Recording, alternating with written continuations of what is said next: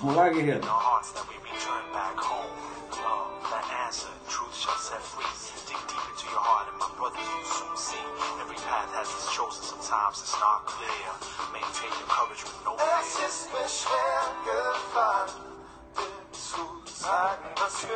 Vamos lá, guerreiro.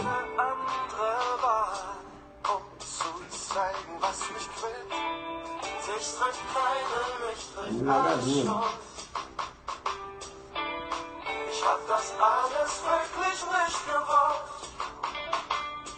Ich will zurück zu dir und ich geb alles dafür. Ich will zurück zu dir, ich stehe fest vor deiner Tür. Ich will zurück zu dir und dann nicht mehr weg. Ich brauche gar nichts, wenn am Ende ich ein wenig von dir weg. Ich will zurück zu dir. Vamos lá então.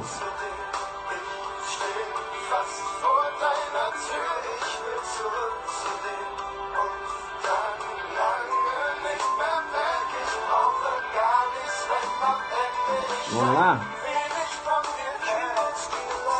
Vai ter aulão adelante. Rapaz, não dá pra ler, porque esse meu... Não dá pra ler muito não, mas... Como é que tá a transmissão aí? Tá boa?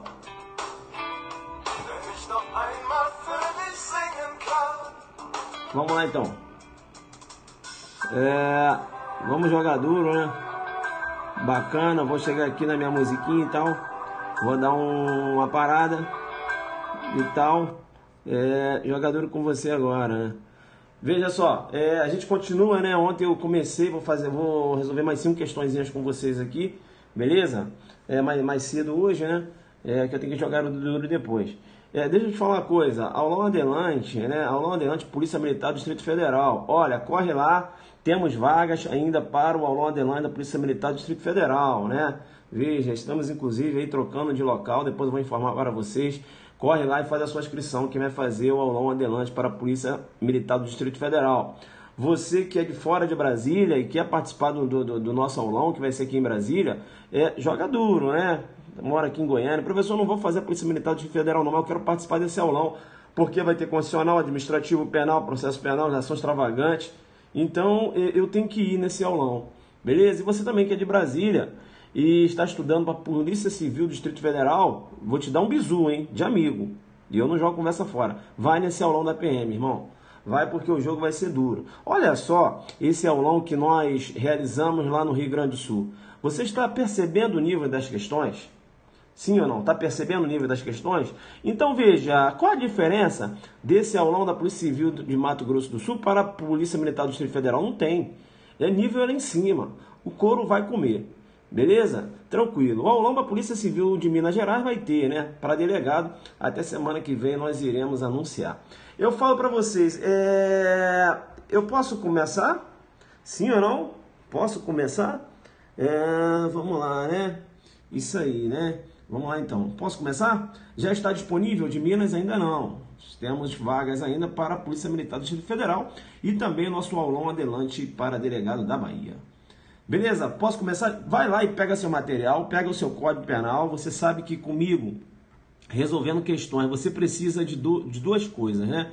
O seu material impresso que você não tem, porque você não quer participar do aulão adelante. Veja, quem participou tem. Beleza, então você vai acompanhar na tela e aí o outro material você tem. Qual seja, pega seu vade-mecum. Pega o seu vade-mecum lá e já abre já lá na lesão corporal, beleza? A questão vai abordar isso aqui. Tranquilo? Esse é o material de anotação. Quando você pegar, você fala, professor, já estou com meu material de anotação aí, pode jogar duro aí que eu tô ligado já. Beleza? Material tá na mão aí já? Posso começar? Você fala assim, professor, vai, joga duro, prossiga. Né, tá todo mundo aí? Posso começar com a 6ª questão? Professor, já resolveu 5? Já. Desde ontem, eu não brinco, né? Eu não brinco, né? Vamos lá então, vamos lá. Vamos lá, isso. Já tá todo mundo aí, tranquilo. É bom, rapaz, que eu tô vendo uma galera que tava ontem na live E tá hoje de novo, né? Ele escuta o barulhinho, já vai correr duro, já vai correr duro, ó. Já vai jogar duro porque sabe que eu pego pesado, né? Eu não dou o básico, sabe disso. Nem no aulão dou básico, né? Quanto mais aqui. E aqui eu estou resolvendo questões do aulão. Vamos lá então. Tício, policial, a Bárbara gosta, né? Fica só rindo. Bárbara dos prints. Ela gosta de dar print nas questões. Vamos lá. Tício, policial civil da Polícia Civil do Rio Grande do Sul. Ao manusear sua arma de fogo, realizou disparo acidental atingindo Pedro, que, em decorrência da lesão corporal sofrida, perdeu a visão de um dos olhos. Considerando o contexto fático apresentado, não é isso? Considerando o contexto fático apresentado, em razão da ocorrência de debilidade permanente da capacidade visual, sentido, é correto afirmar que Tício deverá responder por lesão corporal grave. E aí? Hein? E aí? Eu vou te chamar no PC e vou dizer questão errada. Professor, questão errada. Não, peraí, professor, peraí. Peraí, professor, como é que essa questão está errada? Como essa questão pode estar errada, professor? Veja, órgãos duplos.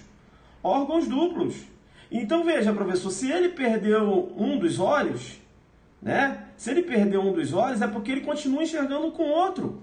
Órgãos duplos, professor. E quando eu tenho veja, quando eu tenho comprometimento de um dos órgãos, considerando que os órgãos são duplos, eu tenho a lesão corporal de natureza grave. Porque, veja, professor, o que acontece é a debilidade permanente de membro, né? Membro, sentido ou função. Entraria lá no inciso 3. Como você está dizendo que essa questão está errada? Eu vou te chamar no PC e vou dizer o seguinte: você é muito faixa branca, beleza? Você é muito faixa branca. Aí a colega está colocando ali lesão corporal gravíssima. Órgãos duplos, em tese. Se há o comprometimento de um órgão e o outro continua funcionando, a lesão corporal é grave. Ué, professor, já que você está falando que é grave, e agora você está me chamando de faixa branca? Eu estou te chamando de faixa branca porque, vem cá, filho, vem cá, se liga no bizu agora, pegada de monstro. Vai na questão. A questão menciona: Tício, policial civil da Polícia Civil do Rio Grande do Sul, ao manusear sua arma, realizou disparo acidental. Eu vou te chamar no PC e vou dizer: as qualificadoras somente se aplicam à lesão corporal dolosa, filho. O disparo foi acidental, então mesmo que o disparo, venha ensejar uma lesão corporal, né, que seja grave ou gravíssima, o agente vai responder por lesão corporal culposa. Te chamo no PC e digo: aqui não. Aí, ó. Entendeu? Aí eu aprontei uma pegadinha, coloquei um comprometimento de um dos órgãos, você estudou, você joga duro demais, você sabe que quando há o comprometimento de um dos órgãos, a lesão corporal é grave, porque há debilidade permanente, mas veja, eu coloquei essa situação num contexto de conduta culposa. E você foi lá e foi com tudo, ganhou. Entendeu como você começa a pegar a graduação das faixas? Entenderam ou não? Entendeu? Porque agora você já está indo para a faixa amarela? Exatamente isso, né? Tem um monte de gente aí que estava no aulão e errou a questão, né? Quando eu falei que a questão estava errada. Bem, então, professor, o erro da questão não está ligado ao comprometimento de um dos órgãos, não, né? Exatamente. Comprometimento de um dos órgãos, realmente, a lesão corporal nos órgãos duplos, né? A lesão corporal será a lesão corporal de natureza grave. Mas veja, eu só posso considerar a lesão corporal de natureza grave, mesmo tendo comprometimento de um dos olhos, quando a conduta é dolosa. Se decorre de uma conduta culposa, ele vai responder por lesão corporal culposa. Professor, então quer dizer que se o Tício realizou um disparo sem querer, e aí atingiu um MEV, exato. Aí, veja, aí como está na questão lá, atingiu um dos olhos do MEV, isso. E ocorreu, em tese, uma debilidade permanente, correto? Ele vai responder por lesão corporal culposa, né? Não entra as qualificadoras, não. Vai responder por lesão corporal culposa. Entenderam ou não? Poderia, inclusive, ser um contexto de gravíssima. Mas se a conduta é culposa, responde apenas pela lesão corporal culposa. Beleza? Ah, professor, mas eu vou te chamar no PCB e vou dizer. Ele pode correr lá na justiça na questão de responsabilidade civil. Indenização, entendeu? Mas criminalmente, a lesão corporal vai ser culposa. Ele será submetido à detenção de 2 meses a 1 ano. Ele vai responder lá no artigo 129, parágrafo 6º, não é isso? Bacana? Tá. Importante, né? Importante ainda você saber e, né, a possibilidade da causa de aumento na lesão corporal culposa de 1/3, né? Se ocorrer qualquer das hipóteses lá do parágrafo 4º e 6º, lá do artigo 121. Beleza? Não dá aqui para dar uma aula toda de lesão corporal. Beleza? Tranquilo? Aí o que o Guerreiro colocou? Não dá para ler, cara. E como fica a questão de quê? Do disparo, né? Peraí. Aqui, cara. Aqui. Tá. Ele tá falando assim, como fica, professor, então, a questão do disparo? Se o cara vai só responder para a lesão corporal culposa. Olha, aqui você tem uma discussão. Se o contexto apresentar que o cara tinha adquirido uma arma de fogo há muito tempo, ele pode responder pelo disparo e pela lesão. Apresenta 2 contextos fáticos. E outra coisa que você tem que entender, claro, mas só se esse disparo fosse doloso. Também é bom, né? Você tá ligado nisso aí. Se esse disparo fosse doloso, né? Se o disparo fosse doloso. Mas veja, quando você, mesmo você raciocinando com disparo culposo, que aí o fato seria, contra o disparo seria uma conduta ativa, mas tem o porte anterior. Entendeu? Se a questão falar que fulano adquiriu uma arma de fogo no dia 10 de setembro, em dezembro, com aquela arma de fogo, realizou um disparo acidental, ele vai responder pelo porte e não pelo disparo, porque o disparo foi acidental. Tá dando para entender? Bem, vamos supor que eu tenha um disparo de arma de fogo doloso e esse disparo provocou lesão em uma vítima. Olha, se você conseguir entender que ele assumiu o risco de provocar a morte da vítima, pode responder inclusive por tentativa de homicídio com dolo eventual. Beleza? Tranquilo? Tá. Se discute muito se o agente, por exemplo, com uma arma de fogo realizou um disparo no pé da vítima. Claro que a intenção não é matar. E aí, responderia por lesão corporal ou disparo de arma de fogo? Hoje você tem uma discussão. Você tem uma discussão porque o disparo, ele menciona lá, né, que o agente vai responder pelo 15 se ele não tinha intenção de praticar um outro delito. Então, há quem entenda, se a intenção era praticar lesão corporal, mesmo que ele tenha realizado disparo de arma de fogo de forma dolosa, responderia apenas pela lesão. E há quem entenda que responde pela lesão e pelo disparo. E aí você tem uma discussão aí. Beleza? Deu para entender? Porque prevalece, há o entendimento, melhor dizendo, que o disparo é subsidiário. Beleza? Então veja, se o agente realizou o disparo de arma de fogo querendo matar a vítima, ele vai responder por tentativa de homicídio. Beleza? Deu para entender isso aí? Tranquilo. Bem, a pedra de toque aqui na questão está o seguinte: eu tenho um disparo acidental que acabou provocando uma lesão corporal de natureza grave. Mas veja, por ter sido um disparo acidental, vai responder por lesão corporal culposa. Deu para entender? Deu para entender? Questão 6, ele responde o que o Guerreiro colocou, cara? Então, eu estou explicando, né? Questão 6. Olha, dentro desse contexto aqui, da questão 6, em que o agente realizou o disparo, né? E provocou uma lesão corporal culposa, não é isso? Veja, há quem entenda que ele vai responder apenas pela lesão corporal culposa. Por quê? Porque o disparo foi acidental. Entenderam ou não? Agora, se aparece um contexto de que ele já portava essa arma antes, aí seria porte mais a lesão corporal culposa. Deu para entender? Deu para entender agora? Sim ou não? Beleza. Posso seguir? Então, tá. O Guerreiro já entendeu ali. Bem, quando eu trato da lesão... Isso, vamos lá. Gostaram dessa questão? Foi faixa preta? Foi faixa preta? Pegou muita gente aí? Vocês acham que eu trabalho questões assim, né? Ei, professor, se você não me desse esse bizu aí, essa foi pesada demais. Eu me liguei nos órgãos duplos, sabe? E aí eu fui direto. Pô, mas eu tinha que me ligar que a lesão corporal é culposa, não se aplica às qualificadoras. Beleza, então. Professor, essa aí foi questão do tal do aulão adelante, jogo duro, lá não tem básico não. Beleza. Tá, lesão corporal, eu vou te chamar a atenção, eu gosto de fazer links, né? Lá na deformidade permanente, né? Que caracteriza a lesão gravíssima, beleza? Eu vou te chamar a atenção em dois pontos. Veja que essa lesão, ela recebe um nome. Coloca aí, não coloca fuleiragem, guerreiro, coloca vitriolagem. Vitriolagem, coloca aí, vitriolagem, lesão corporal provocada por ácido, né? Um exemplo aí de lesão corporal que provoca deformidade permanente. Coloca aí vitriolagem, não é fuleiragem, é vitriolagem, beleza?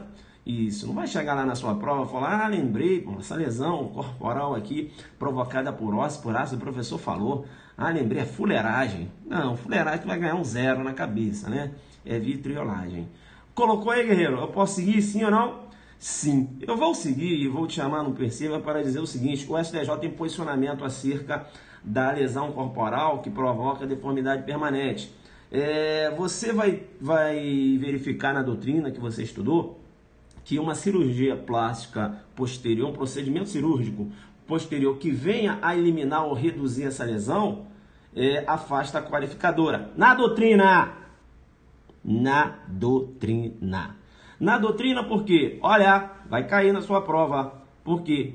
Chamo no Percebo e digo, para o STJ, muito embora a vítima venha realizar um procedimento cirúrgico posterior que venha eliminar ou reduzir aquela cicatriz, para o STJ não afasta a qualificadora. O agente continua respondendo para a lesão corporal gravíssima. Deu para entender isso? Posso seguir? Posso seguir com o bizu?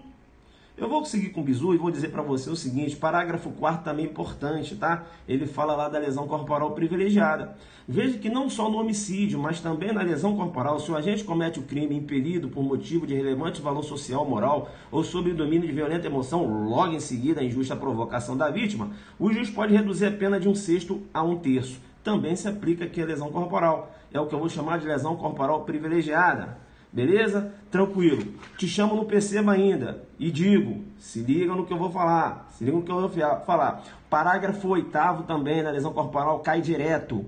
Por quê? Prevê a aplicação do perdão judicial.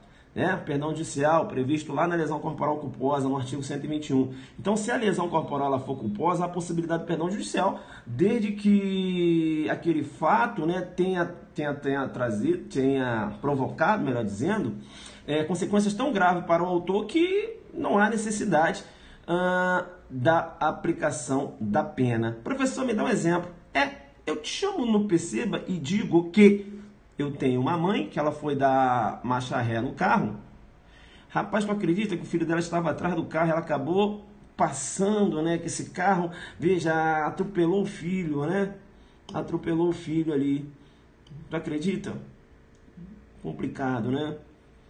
Professor, mas vem cá, mas aí não seria lá na lei 9.503, direção de veículo automotor? Sim, mas lá também é possível perdão judicial, por analogia em bona parte, porque lá na 9.503 você não tem a previsão do perdão judicial.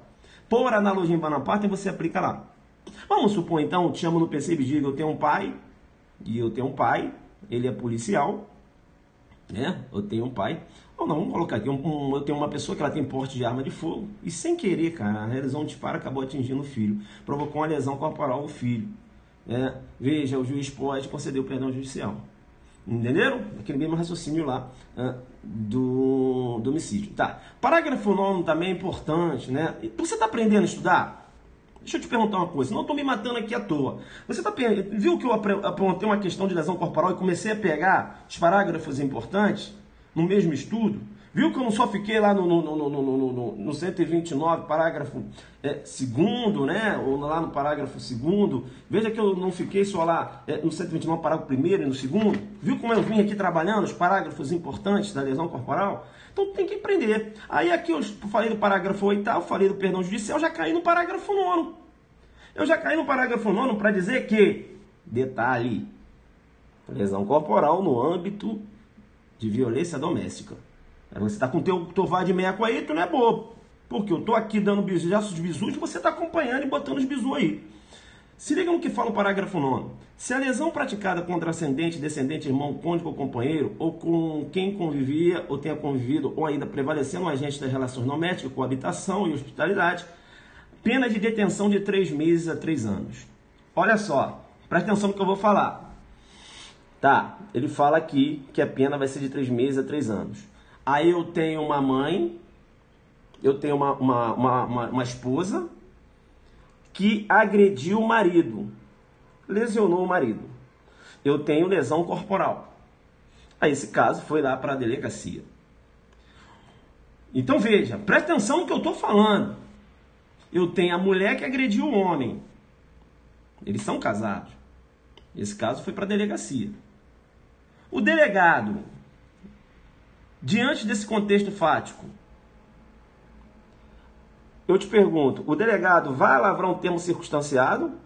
É que entrou a ligação aqui, tomara que não entre de novo. Está atrapalhando. O delegado vai lavrar um termo circunstanciado? Ou o delegado voltou? Voltou? Voltou. Tá, então olha, vamos lá. Vamos lá, tá na área. Tá na área, de novo. Vou falar de novo. Eu tenho uma mulher que agrediu o homem. Eles são casados, né? Eles são casados. Aí ele sofreu lesão corporal porque ela deu um pau nele. Entenderam? Aí levou lá para a delegacia. Aí o delegado chamou no perceba. Eu te digo, o delegado vai chamar no perceba lavrando um termo circunstanciado? O delegado vai chamar no perceba prendendo essa mulher? A mulher que agride um homem e provoca lesão corporal, ela pode ser presa em flagrante? Aí, professor, não, peraí. Eu sei que o homem pode ser preso, porque aí é Maria da Penha. Agora, do jeito que você está falando, é o homem que é vítima, né? E se o homem é vítima, eu sei que não aplica 11.340. Então, professor, peraí, como assim mulher pode ser presa? Vem cá, filho, deixa de ser faixa branca. Vem cá. O delegado lavra termo circunstanciado quando um crime é de menor potencial ofensivo. Concorda comigo? Concordo, professor. Crime de menor potencial ofensivo é aquele cuja pena não é superior a 2 anos. Concorda comigo? Concordo, professor. Tá. Então vem cá. Veja que o parágrafo 9º, ele menciona que a lesão corporal for praticada contra ascendente, descendente, irmão, cônjuge ou companheiro. Cônjuge ou companheiro. Não falou se a lesão for praticada somente em face do cônjuge mulher. Não. Cônjuge ou companheiro. Qual é a pena? 3 meses a 3 anos. Se é de 3 meses a 3 anos, filho, o delegado não pode lavrar termo circunstanciado se a mulher agride um homem, provoca lesão corporal. O delegado vai ter que lavrar flagrante e vai prender a mulher. Agora eu te chamo no percebo e digo, cuidado. Cuidado. Cuidado. Cuidado por quê, professor? Agora você falou que a mulher ela pode ser presa em flagrante. Porque a pena é de 3 meses a 3 anos, então o delegado não lavra termo circunstanciado porque deixou de ser um crime de menor potencial ofensivo. Isso. Mas porque você já falou, cuidado, calma. Auto de prisão em flagrante é uma forma de instauração de inquérito policial. E perceba bem, aqui quando o homem é vítima, a ação penal nos crimes de lesão corporal continua sendo ação penal pública condicionada à representação, filho. Aqui não há que se falar em lesão corporal, ação penal pública incondicionada, não. Porque é o homem que é vítima. Então, o delegado, ele pode prender a mulher em flagrante? Pode prender a mulher em flagrante. Mas veja, mediante a representação do homem. O homem tem que representar. Deu para pegar agora? Entendeu? Então a mulher que agride um homem no ambiente doméstico, né? Ela pode ser presa em flagrante? Pode. O delegado vai lavrar termo circunstanciado? Não. Por quê? A pena é superior a 2 anos. Mas o delegado pode já prender a mulher? Não. Por quê? Vai depender do homem representar. Por quê? Porque nesse caso, a ação penal continua sendo mediante representação. É diferente se fosse a mulher, porque aí a ação penal é pública incondicionada. Entenderam ou não?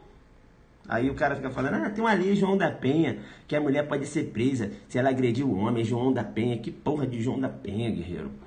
Você conhece a escala penal da lesão corporal lá no artigo 129, parágrafo 9º, que fala que quando for no ambiente doméstico a ação penal, a pena vai ser de 3 meses a 3 anos. Se é de 3 meses a 3 anos, ultrapassa os 2 anos. E se ultrapassa os 2 anos, o delegado não pode lavrar termo circunstanciado, porque não é considerado um crime de menor potencial ofensivo, mas a lesão corporal, a ação continua sendo condicionada à representação. É por isso que a mulher ela pode ser presa. Você consegue explicar isso numa prova discursiva, jogo duro, legal, matando no peito e falando aqui, não, examinador? Você conseguiu raciocinar? Ficar procurando o Lei João da Penha no computador igual um otário? Acorda. Joga duro, guerreiro. Eu quero te ajudar, mas você tem que me ajudar a te ajudar. Se ligou na escala penal? Aí tu fica aí, que o Lei João da Penha, não existe isso. Escala penal. Deu para entender? Vamos embora. Tá. Para ir para outra questão, deu para vocês entenderem aqui que a mulher pode ser presa, a mulher que agrediu o homem. Agora você sabe que você agredindo o seu esposo e praticando uma lesão corporal contra ele, você sabe que o delegado pode te lá prender em flagrante, porque te chama no percebido, porque a pena é de 3 meses a 3 anos, mas para isso depende do seu marido representar. Aí o delegado chega para o marido e pergunta, olha, a pena é de 3 meses a 3 anos. Você quer que eu realize a prisão? Está nas minhas mãos, doutor, vou pensar. Aí fica no delegacia, vou pensar. Aí olha, só depende de mim, né? Agora, se fosse ao contrário, mesmo que a mulher falasse, não, doutor, não prende não, doutor, ele é bonzinho. Eu não quero, o delegado iria prender a si mesmo. Por quê? Porque quando é a mulher, a ação penal é pública incondicionada. Beleza, tranquilo. Professor, e se o quê? Não está dando para ler, né? Vamos ver. E se for união... Onde ele colocou? União estável, né? Veja, a lei falou, né? Cônjuge companheiro, né? Eu acho que, acho que matou a questão, não? Jogou duro, não?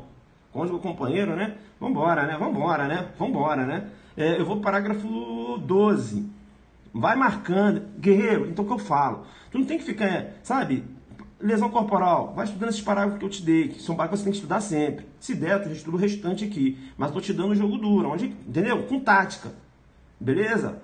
Outro parágrafo importante da lesão corporal, lá o parágrafo 12, que menciona lá que inovação de 2015, que menciona que se a lesão praticada contra a autoridade ou agente descrito no artigo 142 e 144 da Constituição Federal, integrante do sistema prisional e da Força Nacional de Segurança, no exercício da função em decorrência dela, ou contra o cônjuge, companheiro ou parente consanguíneo até o 3º grau, em razão dessa condição, a pena aumentada de 1 a 2 terços. Coloca aí, circula, porque você tem uma causa de aumento de pena quando for praticado, veja, em desfavor de autoridade ou agente descrito lá no artigo 142 e 144, um exemplo. Coloca, circula, porque é coisa nova, é 2015. Causa de aumento. Entenderam? Bacana. Vamos para a questão número 7. Tu viu aí quanto tempo a gente gastou na questão número 6? Você anotou de bizu? Anotou, né, guerreiro? Vambora, guerreiro. Vamos lá. Ei, aulão adelante. Rapaz, adoro aulão adelante. Vem cá, eu posso ir? Eu tenho que resolver aqui 5 questões com vocês aqui. A gente vai até a 10. Eu posso ir? Tudo anotado aí, beleza? Tranquilo? Se ligaram nessas pegadinhas? Eu posso ir para a questão 7? Eu não estou recebendo aqui o retorno de vocês. Tá, vamos lá então, questão 7. Vamos lá. Beleza. Vamos lá. Questão 7. Segundo a doutrina, configura o denominado famulato, o furto cometido por alguém que subtrai alimentos para saciar sua fome, preservar a vida própria ou de outrem, quando considerada situação de extrema dificuldade financeira. Beleza? Extrema dificuldade financeira. Esse D saiu aí, nem sei porquê, mas joguei duro. Questão errada. Mas não é famulato? Não. Famulato é o furto com abuso de confiança. É o famulato. Esse furto que o agente pratica para saciar, veja, sua fome e preservar a vida própria ou de outrem, quando em face de uma extrema necessidade, de extrema dificuldade financeira, é o denominado furto famélico. O agente que pratica furto famélico, ele está acobertado por uma excludente de ilicitude, qual seja, estado de necessidade. Beleza? Estado de necessidade. Veja, chamo no percebe e digo, furto famélico é uma coisa, excludente está necessidade. Agora eu posso ter a aplicação do princípio da insignificância também, mas veja, o princípio da insignificância vai atuar na tipicidade, né? Ele exclui a tipicidade material, beleza? Aí o fato é considerado atípico. Aqui o fato é típico, ele só não é antijurídico. Por quê? Porque eu estou amparado por uma excludente de ilicitude de estado de necessidade, beleza? Então, olha só, nomes que podem aparecer na sua prova para te complicar. Vamos lá então, famulato, furto praticado com abuso de confiança, famulato. Furto famélico, furto praticado, veja, em estado de necessidade. Furto famélico, e eu tenho um outro nome que pode aparecer, que é o denominado, e caiu na prova, chamei no percebe e peguei a questão, abigeato, né? Abigeato. Abigeato é aquela subtração de animais de produção. Eu falei de animais de produção.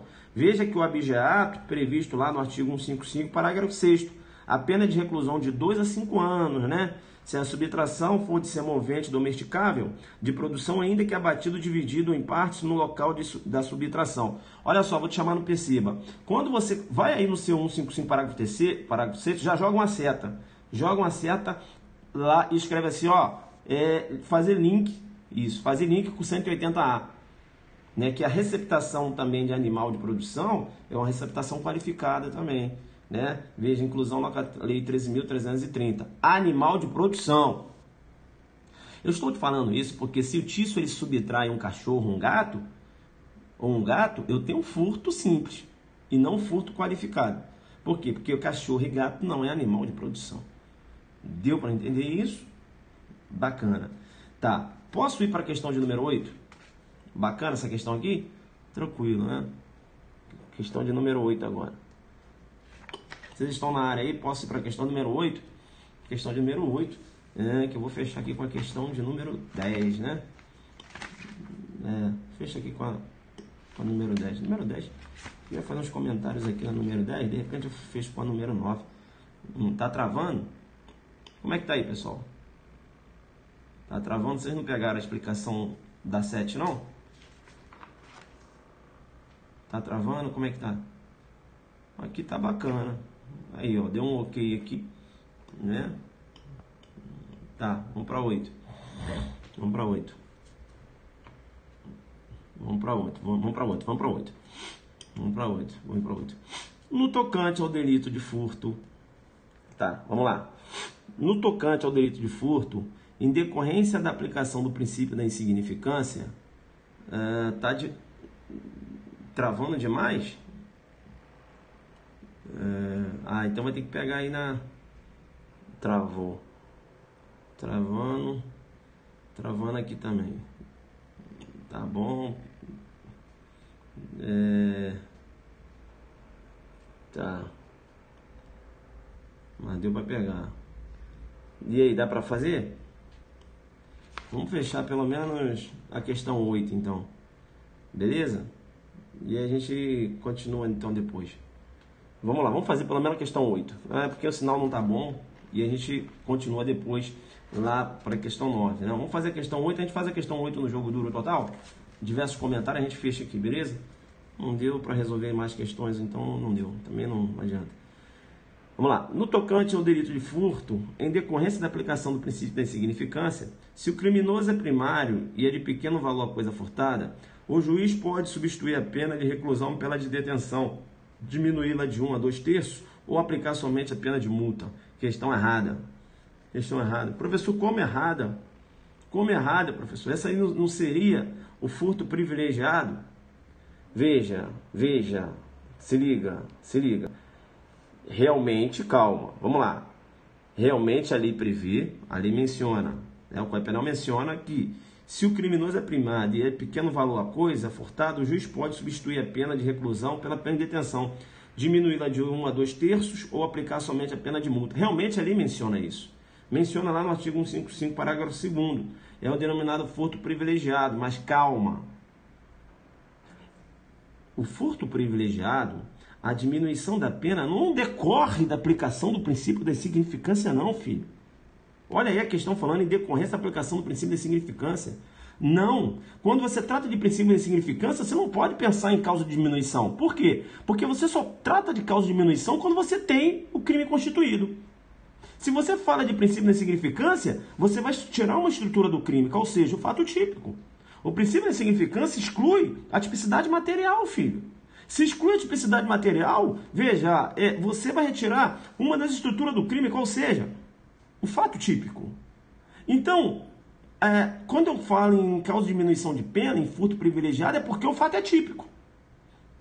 O Tício, ele subtraiu uma bicicleta.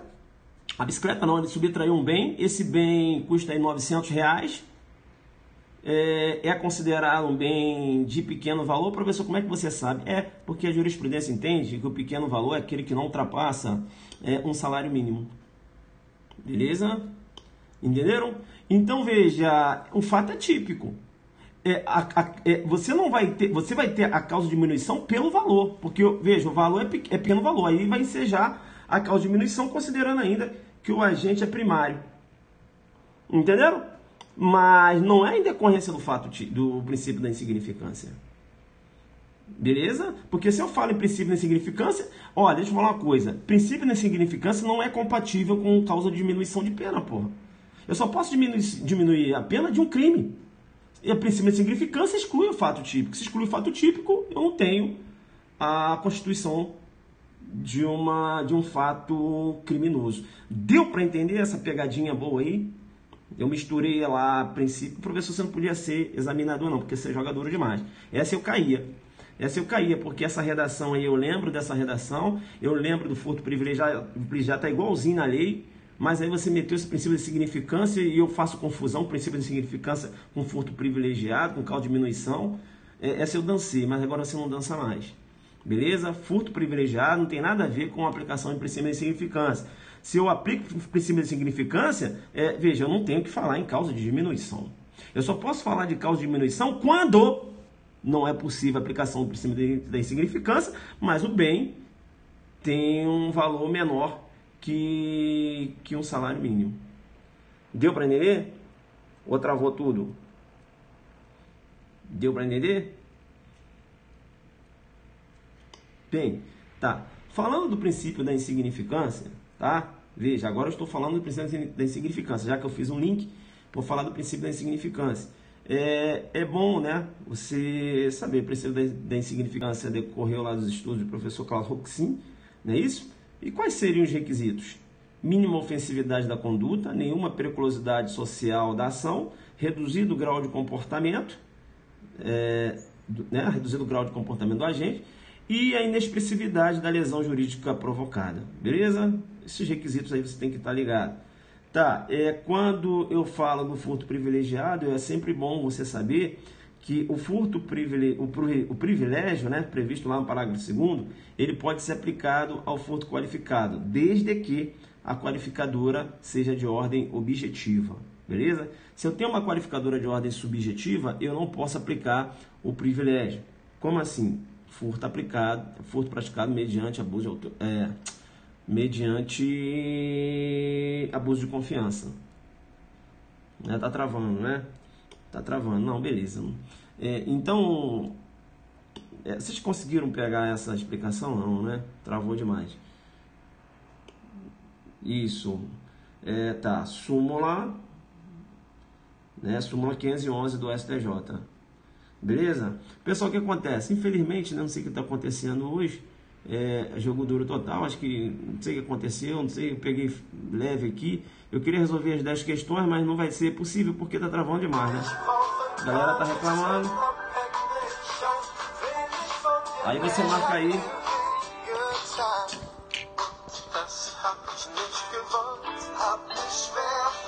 Rapaz, não sei o que tá acontecendo.